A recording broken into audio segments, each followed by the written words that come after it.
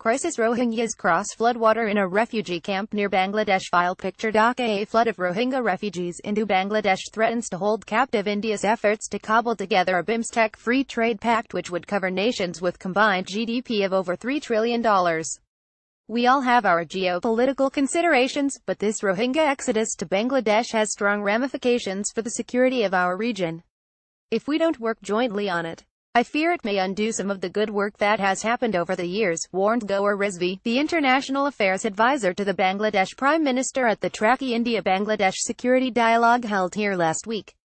Around 5.2 lakh Rohingya refugees have fled to Bangladesh's Cox's Bazar area from Myanmar's Rakhine province in the last 2 months after the Myanmar army began a crackdown on the community following a surprise raid on a large number of military and police posts in the remote border province on August 25. The Rohingyas are not classified as an indigenous minority in Myanmar and, so, are denied citizenship under a law that links nationality to ethnicity.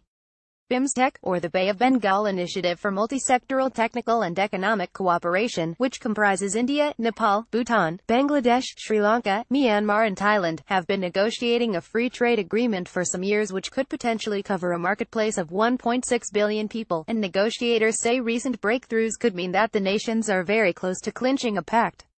India has invested heavily both its diplomatic equity and money in a trilateral highway linking the northeast through Myanmar with ASEAN linchpin Thailand.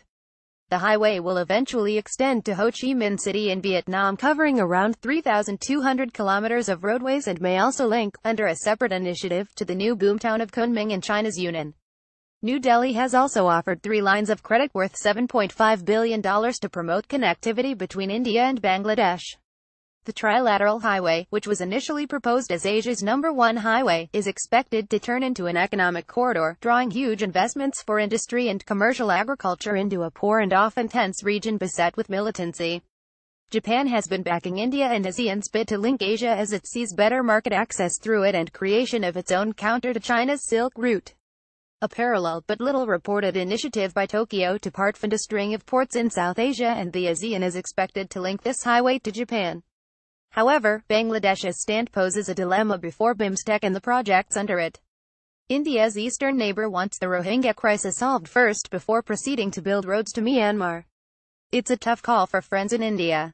The Rohingya crisis will affect ongoing connectivity projects. In your India's endeavor to capture an elusive bird in the bush, you may lose the one in hand, said Ambassador Tariq Karim, the former High Commissioner of Bangladesh to India, after the Traki meeting organized jointly by the Observer Research Foundation and Bangladesh Enterprise Institute. The dilemma has been compounded by the fact that both Bangladesh and India has little leverage with Myanmar.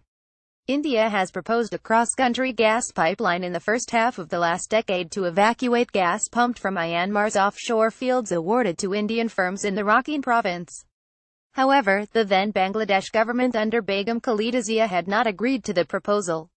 Ambassador Pinak Ranjan Chakravarti, a former secretary in the External Affairs Ministry, said, deeper economic integration acts as incentive not to upset the status quo.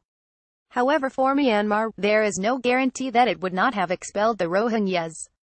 Often national security and xenophobia trumps economics.